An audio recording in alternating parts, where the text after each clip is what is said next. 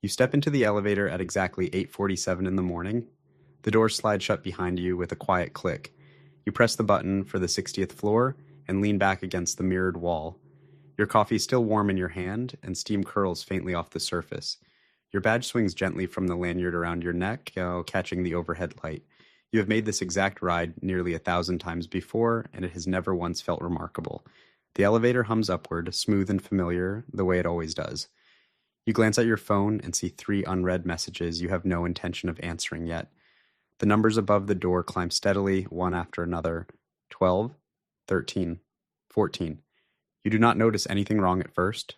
A faint vibration moves through the floor beneath your shoes, so light you almost dismiss it entirely. You assume it is just the building settling, the way old towers sometimes do in the early morning heat. Then the vibration grows, low and rolling, like something enormous shifting far beneath the city. It is not settling, it is shaking. The walls of the elevator car start to shake, softly at first, then hard. Your coffee cup tips and spills across your knuckles, but you barely register the heat. The lights above you flicker once, twice, then die completely. Total darkness fills the car in an instant. You hear a deep creak come from somewhere above you, like the whole building is moving. The floor tips sideways under you, and you lose your balance completely. You are thrown against the mirrored wall, and the glass cracks under your shoulder with a sharp, brittle snap. Somewhere far above, you hear a sound like thunder trapped inside concrete. The cables holding your car make a sharp metal screech that hurts your ears. For one suspended second, you feel weightless, your stomach rising into your throat. Then the emergency brakes slam on, hard enough to knock the wind out of you. Your knees buckle, and you drop hard to the floor of the car. The shaking does not stop there. It rolls through the building in long, rhythmic waves, each one worse than the last. You press your palms flat against the cool metal floor and try to steady your breathing. You count seconds in your head, a childhood habit you had almost forgotten you still had. 10 seconds, 20, 30, the shaking finally starts to ease, though the building keeps creaking around you like it is hurt. Hour 1. The earthquake finally settles into stillness, but the silence that follows feels heavier than the noise ever did. You reach up and press the emergency call button, waiting for the familiar chime. Nothing happens. You press it again, harder, as if pressure alone could restore power to the entire building. Still nothing answers you. You pull out your phone and see one flickering bar of signal, then none at all. The screen glows uselessly in the dark, a small rectangle of light in an otherwise black metal box. You use it as a flashlight and sweep the beam slowly across the walls of the car. The doors are sealed shut, jammed somewhere between 2 floors, exactly where the brakes caught you. You press your fingers into the seam and try to pry them open, but they do not budge even slightly. Your hands are shaking, though you tell yourself it is only leftover adrenaline from the fall. You sit down against the wall and force yourself to think as clearly as you can.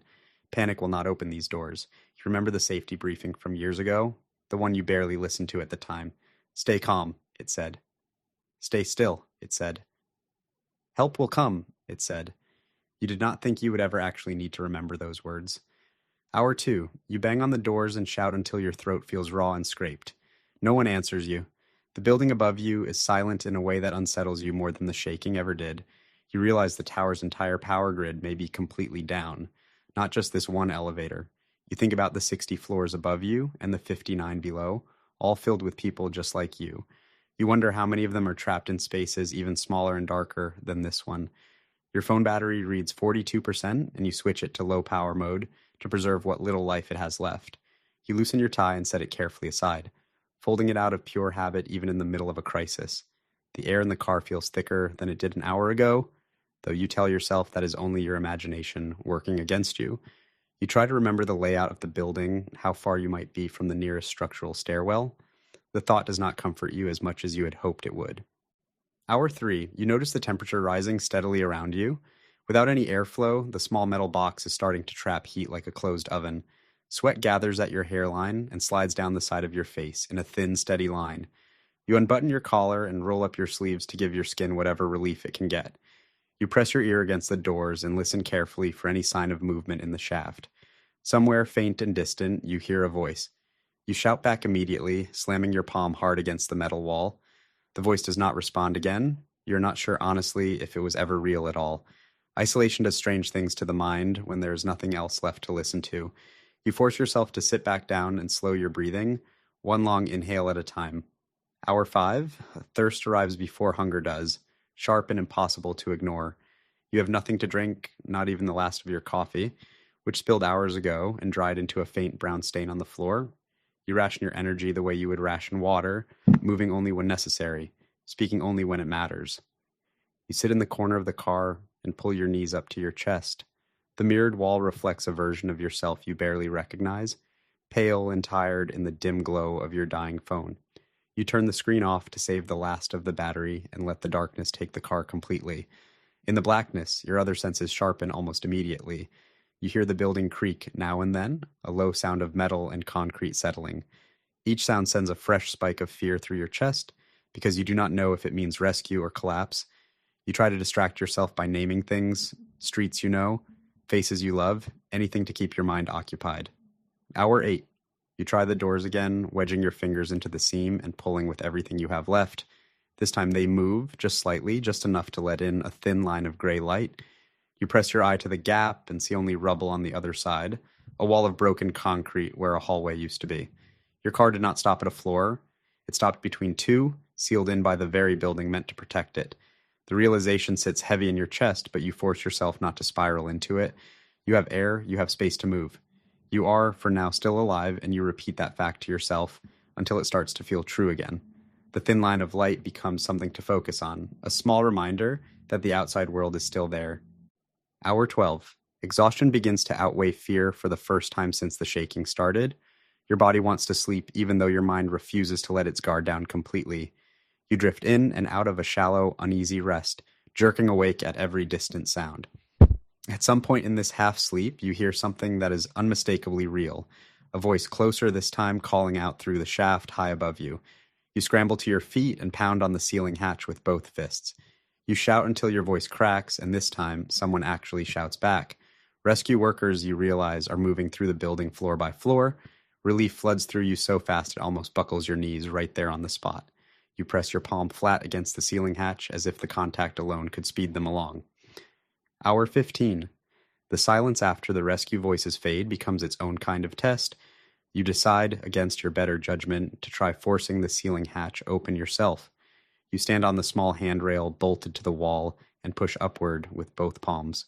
The hatch creaks but does not lift, and your arms burn from the effort almost right away. You try again, bracing your shoulder against the metal, and this time something gives slightly. A thin cloud of dust falls onto your face, and you cough, your eyes stinging. You realize too late that forcing the hatch could bring loose debris down on top of you, instead of freeing you. You lower yourself back down, chest heaving, and decide to wait instead of forcing your way out. It is a hard lesson learned quickly, that not every closed door is meant to be opened by force. You hold your scraped palm in the dark and promise yourself you will be more careful with your remaining strength. Hour 18. You build a strange, careful routine to keep yourself from falling apart completely. You stretch your legs every so often to keep the blood moving, even in the cramped space. You press your palm against the wall and count 60 seconds, then 60 more, just to give the hour some kind of shape. You allow yourself one small memory at a time, rationing them the way you ration everything else now. A birthday, a beach, a voice you miss more than you expected to. Each memory buys you a few more minutes of calm before the fear creeps back in. You realize you have started talking quietly to yourself, just to hear a human voice, even if it is only your own. Day 2. The voices from the shaft fade again, moving to another part of the tower, another trapped soul who needs them more urgently than you do. You understand, logically, that triage means the worst cases go first. Emotionally, the silence that follows feels like something closer to abandonment. Your thirst has become a physical ache now, a dry throb at the back of your throat that will not fade. You lick condensation from the metal wall where your breath has collected in the cooler night air. It is not much, but it is something, and you take what you can get.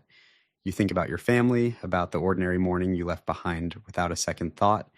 You think about all the small things you took for granted, a glass of water, a phone with signal, a door that simply opens. You realize how rarely you have ever had to think about any of it before today. The hours begin to blur together, marked only by the rise and fall of your own breathing. Hour 30. Your phone battery finally dies completely, and the last small comfort of a lit screen disappears with it. You are alone now in total darkness, with only your own heartbeat for company. You count your breath slowly to keep your mind from drifting somewhere dangerous. You press your back against the wall and try to remember what warm sunlight feels like on skin. Somewhere above you, faintly, you hear the growl of heavy machinery starting up. Excavators, maybe, or cranes clearing debris from collapsed stairwells above. The sound grows louder over the following hours, closer with every passing shift change. You begin timing the machinery, counting the gaps between each pass, searching for any sign of pattern. The pattern gives you something to hold on to, a rhythm in a world that has otherwise lost all shape. Day 3, you wake to the unmistakable clang of metal against metal directly above your head. Voices shout through the ceiling hatch, muffled but unmistakably human this time. Light floods into the car as the hatch is finally pried open from above. A rescue worker's face appears in the gap, sweat-streaked and exhausted but smiling down at you.